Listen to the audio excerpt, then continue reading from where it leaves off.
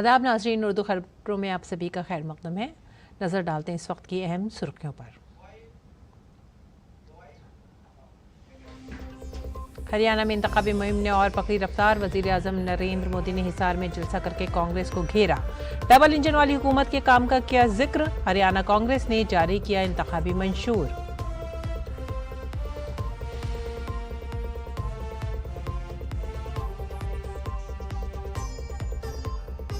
जम्मू में जलसे आम के दौरान वज़ीर-ए-आज़म ने कांग्रेस, एनसी और पीटीपी खानदानों पर किया तंज। कहा, कांग्रेस वाले पाकिस्तान को सफ़ेद झंडा दिखाते थे।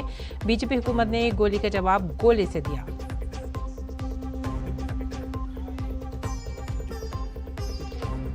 लेबनान पर फ़िज़ाई हमलों के दरमियान हिज़्बुल्लाह के सरबराह हसन नसरुल्लाह की मौत। इसराइल के दावे की हिज़्बुल्लाह ने भी की तस्दीक।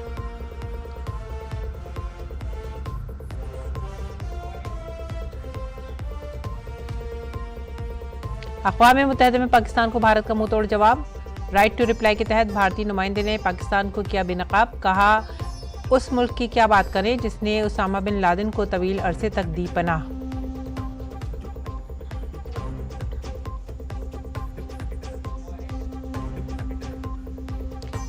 बीजेपी ने मोटा घपले के ताल्लुक से कांग्रेस पर किया तंज। वज़ीर आला सिद्धारमैया और कांग्रेस क़यादत से पूछा, क्यों नहीं होने दे रहे इस मामले की मुनसिफाना जांच।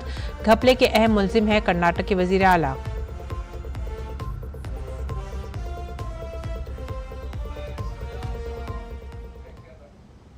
अहम सुर्खियों के बाद खबरें अब तफसील से। वज़ीर-ए-आज़म ने हरियाणा के हिसार में जन आशीर्वाद रैली में शिरकत की। उन्होंने रियासत के लोगों से बीजेपी हुकूमत की क़यादत में हर समाज की तरक्की का वादा किया। वज़ीर-ए-आज़म ने कहा कि कांग्रेस मुल्क की सबसे धोखेबाज और बेईमान पार्टी है। उन्होंने कहा कि हिमाचल प्रदेश इसकी मिसाल है कि किस तरह लोग कांग्रेस के झूठे वादों में फंस गए हैं। उन्होंने कहा कि अगर कांग्रेस लीडरों में इत्तेहाद नहीं है तो इससे ग्रुप बंदी के दरमियान दलितों और पसमानदा तबकात का भला कैसे होगा।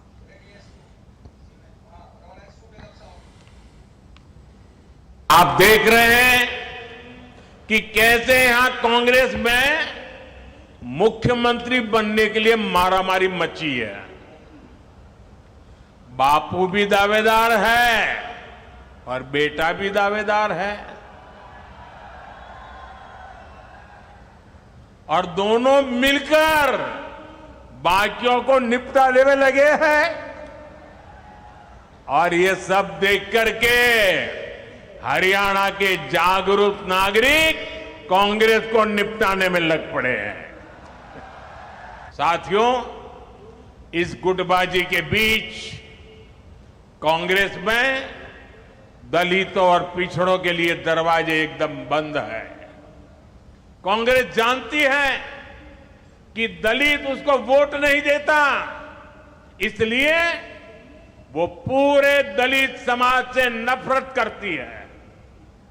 आप खुद देखिए, कांग्रेस के राज में गोहाना में दलितों पर अत्याचार हुआ, कांग्रेस चुप रही। कांग्रेस के राज में मिर्चपुर कांड हुआ, कांग्रेस चुप रही। कांग्रेस के राज में दलित बेटियों के साथ अत्याचार हुआ, अन्याय हुआ, कांग्रेस चुप रही। आज कांग्रेस का शाही परिवार कह रहा है कि दलितों और पिछड़ों का अमेरिका में जाकर के बोले वो दलितों पिछड़ों का आरक्षण खत्म कर देंगे। उन्होंने कहा कि कांग्रेस हुकूमत के दौरान रियासत में दलालों और दमाद का गलबा था। कांग्रेस ने न सिर्फ लूटमार की बल्कि बेशर्मी से इसका दिफा भी किया। ऐसे में अवाम को कांग्रेस के वादों और इरादों से होशियार रहने की जरूरत है। कांग्रेस यहां किसानों के लिए बड़ी बड़ी बातें करती है, लेकिन आपको भूलना नहीं है, हुड्डा जी सरकार तो 2 रुपये के मुआवजे वाली सरकार थी। हर किसान को याद है ये 2 रुपया मुआवजे वाली सरकार। फर्क देखिए दोस्तों, ये भाजपा सरकार है जो बिना मांगे देश के 10 करोड़ से ज्यादा किसानों को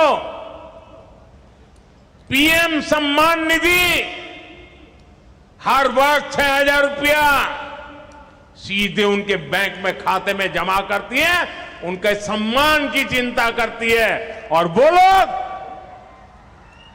2 रुपये का मुआवजा, क्या हमारे हरियाणा के किसानों का अपमान करते समय आपको शर्म नहीं आई? और जम्मू कश्मीर असेंबली इंतखाबात के तीसरे और आखिरी मरहले के लिए भरपूर मुहिम लगातार जारी है। वजीर आजम नरेंद्र मोदी ने आज जम्मू में एक बड़े जलसे आम से खिताब किया। पीएम ने कहा कि जम्मू कश्मीर के लोग अमन और तरक्की चाहते हैं। वजीर आजम ने कहा कि लोग दोबारा वही निजाम नहीं चाहते जिसमें करप्शन और नौकरियों में इम्तियाज हो। जम्मू कश्मीर के लोग अब दहशतगर्दी, अलहदगी पसंदी और खूरेजी नहीं चाहते। पीएम ने कहा कि गुज़िश्ता 2 मरहलों में भारी वोटिंग ने जम्मू कश्मीर के लोगों के मिजाज को जाहिर कर दिया है। कांग्रेस, एनसी और पीडीपी पर हमला करते हुए पीएम ने उन पर अक़रबा परवरी का इल्जाम लगाया। वो दौर याद कीजिए जब सीमा पार से आए दिन गोले बरसते थे, आए दिन मीडिया में ब्रेकिंग न्यूज चलती थी। एक बार फिर सीज फायर का उल्लंघन, उधर से गोलियां चलती थी और कांग्रेस वाले सफेद झंडा दिखाते थे। लेकिन जब भाजपा की सरकार ने गोली का जवाब गोले से दिया तो उधर वालों के होश ठिकाने आ गए। साथियों, आपको याद होगा आज 28 सितंबर है, साल 2016 में आज की रात 28 सितंबर की रात सर्जिकल स्ट्राइक हुई थी।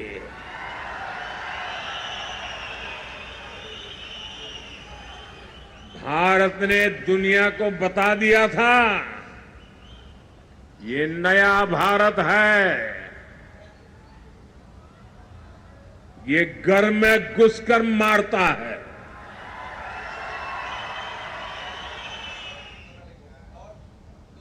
और रियासती कांग्रेस ने आज चंडीगढ़ में हरियाणा असेंबली इंतखाबात के लिए मंशूर जारी किया। साबिक वजीर आला भूपेंद्र सिंह हुड्डा, रियासती कांग्रेस सदर उदय भान, कांग्रेस के इंतखाबी मुशाहिद अशोक गहलोत और दीगर सीनियर लीडरान इस मौके पर मौजूद थे।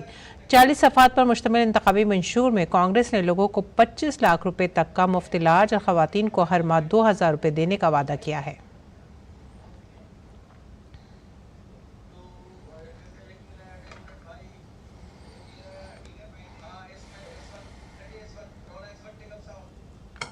ये बहुत मेहनत से घोषणा पत्र बना है और मैं इस बात की बधाई देता हूं जो हमारी चेयरपर्सन है घोषणा पत्र की गीता बुकल्दी और सभी साथियों जिनका इसमें हो रहा है। और बहुत सारी बातें राजस्थान से हमने सीखी, जो अशोक गहलोत जी जब मुख्यमंत्री थे 25 लाख की जो वो की, तो बहुत सारी स्टेटों का हमने मंगा के तब इन्होंने पूरा अध्ययन करके दिया है। जो भी कमिटमेंट की गई है बहुत सोच समझ के सारी, उसमें जो फाइनेंशियल जो भी आवश्यकताएं थी उन सबको पूरी तरह से ध्यान में रख करके किया गया है। एक एक कमिटमेंट पूरा किया जाएगा। और बीजेपी के तर्जुमान सुधांशु त्रिवेदी ने कर्नाटक लोक आयुक्त का हुक्म का हवाला देते हुए कहा है कि वजीर आला सिद्धरामैया और उनका खानदान मुद्दा घपले के पहले मुलजिम हैं। इसके अलावा उन्होंने कांग्रेस के रुकने पार्लियामेंट राहुल गांधी को निशाना बनाते हुए पूछा कि क्या वो और उनकी पार्टी इस घपले के पहले मुजरिमों की हिमायत कर रहे हैं। कर्नाटक के लोकायुक्त के द्वारा यह निर्देश आया है कि मूडा स्कैम में न सिर्फ सिद्धारमैया जी और उनका परिवार दोषी है बल्कि वो आरोपी नंबर 1 है। तो अब मैं राहुल गांधी जी और सोनिया गांधी जी से पूछना चाहता हूं कि आप भ्रष्टाचार के आरोपी नंबर 1 के साथ खड़े हैं या नहीं। जब से कर्नाटक में इनकी सरकार आई है भ्रष्टाचार और अव्यवस्था दोनों चरम पर है। और मगरबी बंगाल में आईएएस की बीवी के रेप केस की चारों तरफ से मजम्मत हो रही है। बीजेपी ने इस वाक़े पर मगरबी बंगाल हुकूमत को आड़े हाथों लिया है। आज कलकत्ता हाई कोर्ट में इस केस की समाअत हुई। दुर्भाग्यवश पश्चिम बंगाल में एक सिटिंग आईएएस ऑफिसर की पत्नी के साथ 14-15 जुलाई को बलपूर्वक बलात्कार किया जाता है और उसके बाद उसे दबाने का प्रयास किया जाता है पुलिस के द्वारा। आज पश्चिम बंगाल महिलाओं के लिए कितना खतरनाक हो गया है, यह तो एक पक्ष है।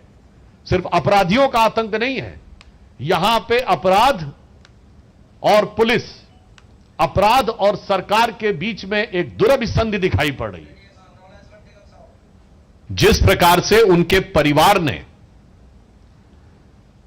जमीन का दुरुपयोग करके और सरकारी अथॉरिटी का दुरुपयोग करते हुए भारी संपत्ति बनाई, उस विषय में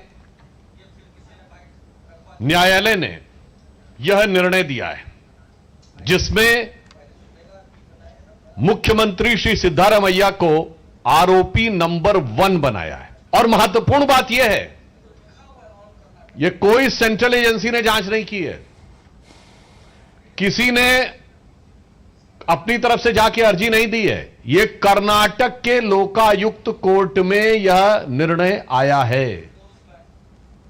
आगे बढ़ेंगे अगली खबर की तरफ। सदर जमहूरियत द्रौपदी मुर्मू ने नलसार यूनिवर्सिटी ऑफ लॉ हैदराबाद के 21वें सालाना कॉन्वोकेशन में शिरकत की। इस मौके पर सदर ममलिकत ने तलबात को इजाज़ से नवाजा। तकरीब से खिताब करते हुए सदर ने नौजवान कानूनी माहिरीन पर जोर दिया कि वो तब्दीली के नुमाइंदे बने।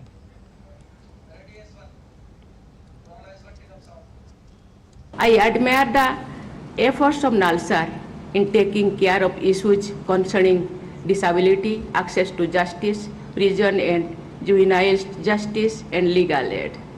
I am happy to note that NALSAR has set up an animal law center.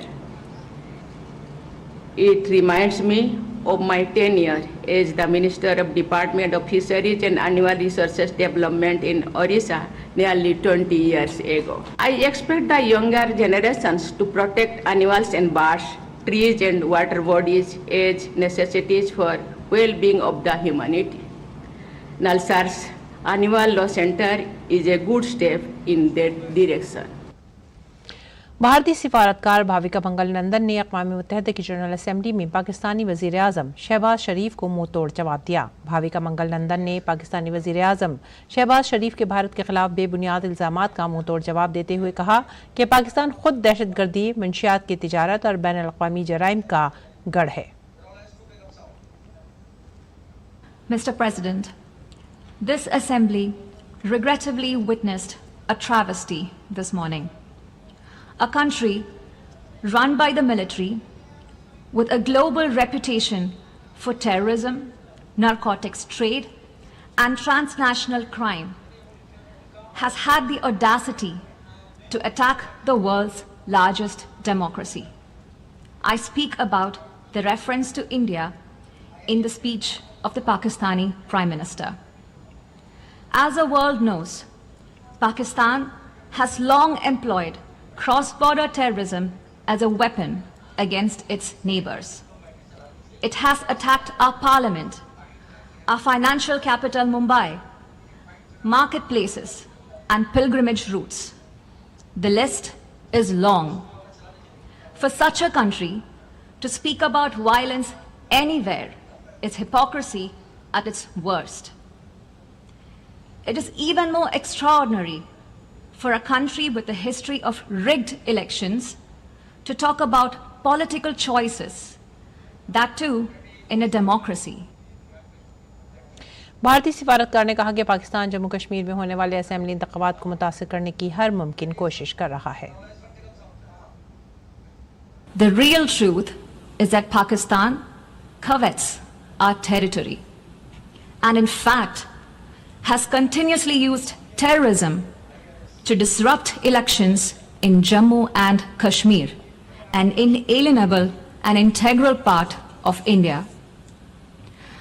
A reference has been made to some proposal of strategic restraint. there can be no compact with terrorism. In fact, Pakistan should realize that cross-border terrorism against India will inevitably invite consequences. भारतीय सफारतकार ने कहा कि पाकिस्तान एक ऐसा मुल्क है जो खुद अक़लियतों पर जुल्म करता रहा है। ऐसे में किसी दूसरे मुल्क पर उंगलियां उठाना मज़ाक़-ख़ीज़ है। पाकिस्तान वो मुल्क है जिसने उसामा बिन लादेन को तवील अरसे तक पनाह दी।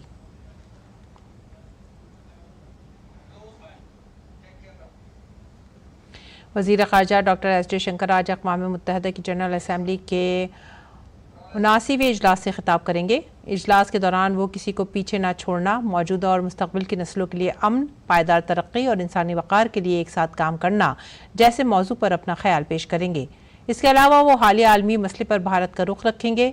साथ ही पाकिस्तानी वज़ीर आज़म के भारत के दाखिली मामले में दखल देने की कोशिश और भारत पर कई झूठे और बेबुनियाद लगाए गए इल्ज़ामात का भी जवाब देंगे। बीजेपी के कौमी सदर जेपी नड्डा एक महीने में आज दूसरी बार पटना पहुंचे। इस दौरान जेपी नड्डा ने पटना में बीजेपी की अहम मीटिंग में हिस्सा लिया। इस दौरान बीजेपी के कौमी सदर ने रुकनियत मुहिम का जायजा लिया और पार्टी लीडरों से भी मुलाकात की। मरकजी वजीर जेपी नड्डा ने पटना में एक प्रोग्राम में पैरा ओलंपिक खिलाड़ियों के लिए एहतराम का इजहार किया। उन्होंने कहा कि वजीर आजम मोदी ने खेलों को फरोग दिया है, जिसकी वजह से आज हमारे खिलाड़ी पूरी दुनिया में नाम कमा रहे हैं। जब से प्रधानमंत्री मोदी जी भारत के प्रधानमंत्री बने, खेल को उन्होंने विशेष करके महत्व दिया। जहां ओलंपिक्स को पूरा प्रायोरिटी दी, पूरी तवज्जो दी, पूरी उसको प्राथमिकता दी, वहीं पैरा ओलंपिक्स को भी मुख्य धारा में लाने का काम प्रधानमंत्री मोदी जी ने किया। और इसी का नतीजा है कि जहां हमको 1 या 2 गोल्ड मेडल या मेडल मिलकर के हम संतोष कर जाते थे, आज इंडिया की टैली चाहे ओलंपिक्स हो चाहे पैरा ओलंपिक्स हो, भारत बहुत तीव्र गति से आगे बढ़ रहा है। एक पेड़ माँ के नाम मुहिम के तहत माही परवरी, जानवरों की परवरिश और डेयरी और पंचायती राज के मरकजी वजीर राजीव रंजन सिंह उर्फ लालन सिंह और रियासती वजीर जॉर्ज कुरियन ने दरख्त लगाए। नई दिल्ली में सोला भाटी वाइल्ड लाइफ सेंचुरी में मुनक़दा शजरकारी के इस प्रोग्राम में SSG के सिपाहियों के साथ स्कूल के बच्चों ने भी हिस्सा लिया। प्रोग्राम में मुख्तलिफ क़िस्म के पौधे लगाए गए। आदरणीय प्रधानमंत्री जी की दूरदर्शिता का यह परिचायक है कि आज पूरा विश्व पर्यावरण और जलवायु परिवर्तन से जूझ रहा है। उसका एकमात्र रास्ता है कि ज़्यादा से ज़्यादा वृक्ष उगाए जाए ताकि फिर से जलवायु परिवर्तन और पर्यावरण की सुरक्षा हो सके। तो इसलिए आदरणीय प्रधानमंत्री जी ने इस अभियान को प्रारंभ किया है। स्वच्छता ही सेवा मुहिम के तहत नोएडा में डॉक्टरों के जरिए सफाई की मैराथन का इनेकाद किया गया। इस सफाई मैराथन का इनेकाद doctor DP Rastogi central homeopathy research institute ने किया था। इस मैराथन में बड़ी तादाद में डॉक्टरों, सफाई मित्रों और सुरक्षा मित्रों ने केंद्रीय विद्यालय के बच्चों के साथ हिस्सा लिया।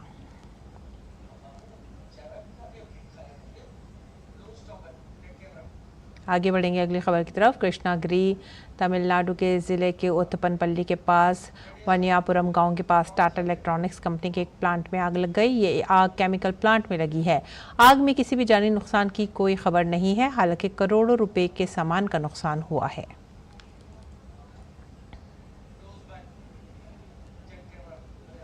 तमिलनाडु के विरुधुनगर जिले में सतूर के नज़दीक कंडास्वामी में पटाखे की एक फैक्ट्री में आज सुबह धमाका हुआ। इस धमाके की आवाज़ सतूर के 15 किलोमीटर से ज़्यादा के दायरे तक सुनी गई। पटाखा फैक्ट्री में 1 घंटे से ज़ायद वक्त तक पटाखे फटते रहे।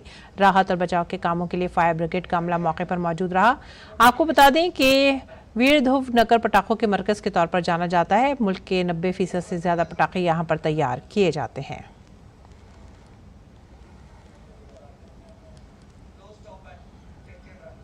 सुप्रीम कोर्ट की जुवेनाइल जस्टिस कमेटी ने 28 और 29 सितंबर को मासूर बच्चों के हुकूक के तहफ़्फ़ुज़ और दीगर मुतालिका उमूर पर 9वें कौमी सालाना मुशावरती प्रोग्राम का इनेकाद किया। यूनिसेफ इंडिया के साथ शराकत दारी और मुनज़्ज़म इस मुशावरती प्रोग्राम का मकसद दिव्यांग बच्चों के लिए एक ज़्यादा जामे माशरा तश्कील देने के लिए लोगों के दरमियान तफ़हीम को बढ़ाना है।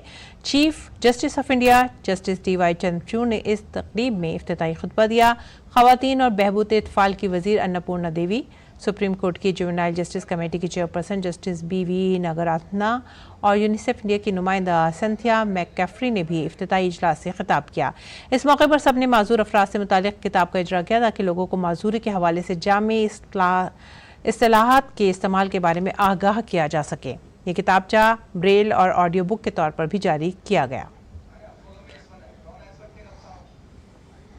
But there is a reason for hope, because countries like India are now taking steps forward to provide for accessible medicine and accessible treatment. But that has to be part of a national policy guided and supported by the government. Policies cannot be only for the mainstream, because these children are capable of the very best. Because they have minds of their own, they have individualities of their own, they have a volition of their own. और हिमाचल प्रदेश की शिमला के संजौली में शुरू हुआ मस्जिद तनाज़ा रुकने का नाम नहीं ले रहा है। देवभूमि संघर्ष समिति संजौली मस्जिद तनाज़ा समेत दीगर मुतालबात को लेकर शिमला में एहतजाज का मुजाहरा किया। कमेटी का मुतालबा है कि हुकूमत रियासत भर में तामीर की गई गैर कानूनी मसाजिद के खिलाफ मुनासिब कार्रवाई करे।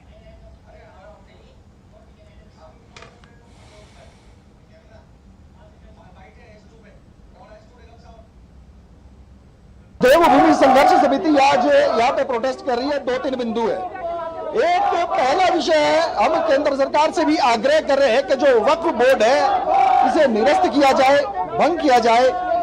दूसरा विषय जो ये एक समुदाय विशेष के लोग लैंड से हाथ जो चल रहा है पूरे भारत में, इसको लेके हम सरकार को सचेत कर रहे हैं। तीसरा विषय जैसे संजौली मस्जिद है या जो दूसरी मस्जिद है इस वक्त जिन पर प्रश्न चिन्ह लग चुका है वो अवैध है, तुरंत सील किया जाए। संजौली विषय के संदर्भ में हम कहना चाहेंगे कि हिमाचल प्रदेश सरकार की संवेदनशीलता समझ में नहीं आ रही है। और अगली खबर बिहार से। बिहार में सैलाब का बहरान और गहरा होता नजर आ रहा है। कोसी ने एक बार फिर भयानक शक्ल इख्तियार कर ली है। नेपाल में शदीद बारिश के बाद कोसी बैराज में 6.81 लाख क्यूसिक पानी छोड़ा जा सकता है, जो कि तकरीबन 56 सालों में सबसे ज्यादा है। बिहार के सुपौल, सहरसा, मधेपुरा, दरभंगा, मधुबनी, खगड़िया, भागलपुर और कटिहार अजला में रहने वाले लोगों के लिए खतरा है। रियासती हुकूमत ने मुतालिका जिला मजिस्ट्रेट के लिए हाई अलर्ट जारी कर दिया है। महकमा मौसमियात ने बिहार में आइंदा 4 रोज में शदीद बारिश का अलर्ट भी जारी किया है। दिल्ली में एक दर्दनाक वाकया सामने आया है। एक शख्स ने जहरीला मादा खाकर अपनी 4 बेटियों के साथ खुदकुशी कर ली। ये दर्दनाक वाकया वसंत कुंज साउथ के रंगपुरी गांव में पेश आया है। पुलिस ने इत्तला मिलने पर फ्लैट का ताला तोड़कर लाशों को निकाला। बताया जा रहा है कि चारों बेटियां माजूर थीं, जिनकी उम्र 8 से 18 साल बताई जा रही है। पुलिस ने मौके पर पहुंचकर मामले की जांच शुरू कर दी है। 26 साल से इंडियन स्पाइनल सेंटर में कारपेंटर के तौर पे काम कर रहे थे। ये और इनकी 4 बेटियां नीतू, निक्की, नीरू और निधि, इनकी डेड बॉडीज मिलती हैं 2 अलग अलग रूम में। एक में हीरा लाल होते हैं और बाकी 4 डेड बॉडीज दूसरे रूम में होती हैं। फिर हमने इसमें मौके पे CBI CFSL की टीम, साथ ही साथ सीनियर फॉरेंसिक FSL रोहिणी की टीम, डॉक्टर्स की टीम को हमने इसमें बुलाया और बाकी एक्सपर्ट्स को वहाँ पे बुलाया और एग्जिबिट्स कलेक्ट किए। और तो वहाँ पे हमें पता चलता है कि वहाँ पे कुछ सल्फास के रैपर्स मिलते हैं जो कि इनके डस्टबिन में होते हैं। और दिल्ली के राम मनोहर लोहिया अस्पताल ने डेंगू वैक्सीन के 3रे मरहले की आजमाइश शुरू कर दी है। ये वैक्सीन पैंसिया बायोटेक और ICMR ने तैयार की है। ये टेस्टिंग मुल्क भर में 19 टेस्टिंग साइट्स पर की जा रही है। इन टेस्टिंग साइट्स में से एक दिल्ली का राम मनोहर लोहिया अस्पताल भी है। इस टेस्ट में community medicine, microbiology, biochemistry, pathology और मेडिसिन जैसे कई शोबे शामिल हैं। NIV टीम ICMR नारी टीम के साथ तरबियत दे रही है। 27 सितंबर से सेहतमंद बालिगों में ट्रायल शुरू हो गया है। इससे कबल RML अस्पताल में HIV वैक्सीन के क्लिनिकल ट्रायल भी किए जा चुके हैं। अमेरिका के न्यूयॉर्क में वाक़ कॉन्सुलेट जनरल ऑफ इंडिया ने overseas citizenship of India card holder पर कुछ पाबंदियों की खबर को गलत बताया है। कॉन्सुलेट जनरल ऑफ इंडिया ने इन खबरों को बेबुनियाद बताते हुए कहा है कि हाल ही में OCI कार्ड होल्डर्स के लिए कानून में कोई तब्दीली नहीं की गई है। साथ ही वाज़ेह किया है कि OCI कार्ड होल्डर्स से मुतालिक 4 मार्च 2021 को जारी गैजेट नोटिफिकेशन के इल्तिज़ामात नाफिज रहेंगे। आलमी खबरों में लेबनान पर जारी हमलों के दरमियान इसराइली फौज ने हिजबुल्लाह के सरबराह नसरुल्लाह की मौत का बड़ा दावा किया था। ताज़ा इत्तला में हिजबुल्लाह ने भी हसन नसरुल्लाह की मौत की तस्दीक कर दी है। इसराइली फौज का दावा है कि इस हमले में हिजबुल्लाह के दीगर सीनियर कमांडर भी मारे गए हैं। इसराइली फौज का दावा है कि हिजबुल्लाह की आला क़यादत जनूबी बैरूत में वाक़ अड्डे से अपनी कार्रवाइयाँ कर रही थी, जिसे हमले में निशाना बनाया गया। और इसके साथ ही आप हमारी पूरी टीम को दीजिए इजाज़त। आदाब।